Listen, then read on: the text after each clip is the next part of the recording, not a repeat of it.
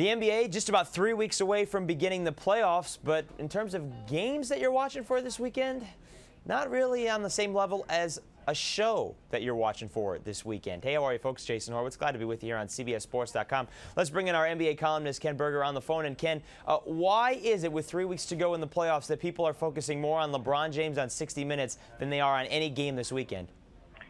Well, it's partially there aren't any huge games this weekend, and also when it's LeBron, the focus is always there. And you know, he is the guy that everyone is looking at to be kind of the torchbearer, and it's always interesting to hear what he has to say. Ken, you've got an article coming out Sunday night. Of course, folks, by the way, you can see this interview on CBSSports.com. You're going to be writing about LeBron James and maybe if he can pass Michael Jordan in that icon status. What would it take to actually do that?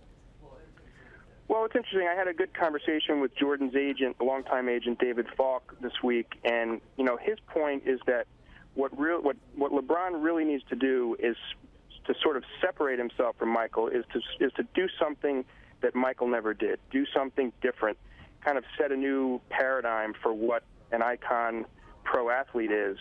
And of course, when you ask David how does he do that, he says, I get paid a lot of money to answer that question. And you know, as well he should. He basically invented what Michael Jordan became. So, you know, obviously LeBron is going to have to win championships. We all know that. He's a different kind of player than Michael was.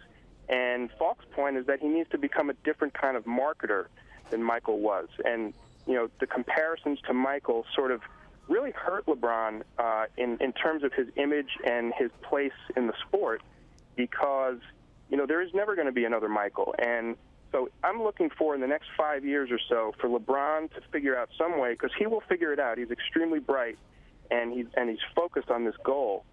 He'll find some way to separate himself and do something that Michael never did. Well, and also on top of that, Ken, with what he is doing and how polished he is on the floor and off the floor, people also forget sometimes just how young he really is. Let's move on to another player who has got a different nickname here. You got Agent Zero. Washington is a horrible basketball team this year, Ken. Why do people care that and why would he come back this weekend? That's one of the other things we're watching for. Possibility that Gilbert Arenas comes back this weekend. Why is that something to even care about? Yeah, I have a hard time with that one, too. I think you're right on. I don't understand what the reason would be. I mean, he's going to have the whole summer. He's been out all year. He's going to have the whole summer to get himself right, to play as much basketball as he wants. You know, I understand the value of, you know, full speed, you know, real-time competition and all that, but, you know, the Wizards aren't going anywhere, and I don't know what they're going to find out about Gilbert, you know, in the next 10, 11 games that they don't already know. All right, Ken, what games are you watching for this weekend? You know, I like, there's an interesting one down in Atlanta, Boston and the Hawks. There's a lot of bitterness between those two teams over their first-round 7-game playoff series last year. And the Celtics are very dismissive of Atlanta. They don't see it as a rivalry. The Hawks obviously feel differently.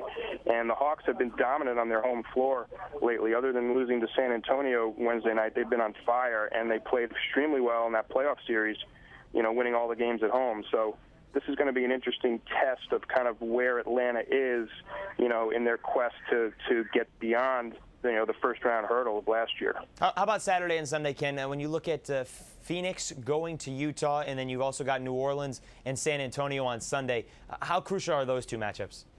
Well, extremely crucial, especially for Phoenix on Saturday night. I mean, they have no room for error. They were starting to kind of play some good ball, and then they lost a game here, and they don't have any room to drop games. They need to. Dallas is, you know, basically has a stranglehold on them, and if they falter at all, they're done.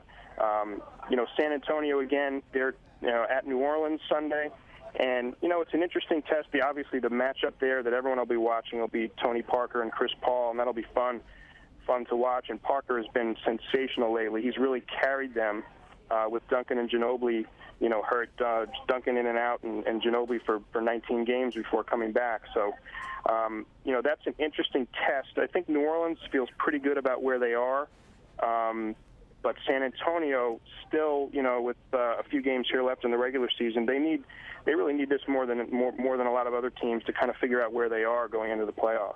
Race for the playoffs, the race for home court advantage in the playoffs, and the race to try and figure out exactly what you said, where you are in the playoffs. Ken Berger, thank you very much, sir. We'll talk to you soon. All right. All right, folks, and of course, for more on the NBA, be sure to stay with CBSSports.com. And again, don't forget, you can see that LeBron James interview on 60 Minutes, also on CBSSports.com. For Ken Berger, I'm Jason Horowitz. Take care, folks.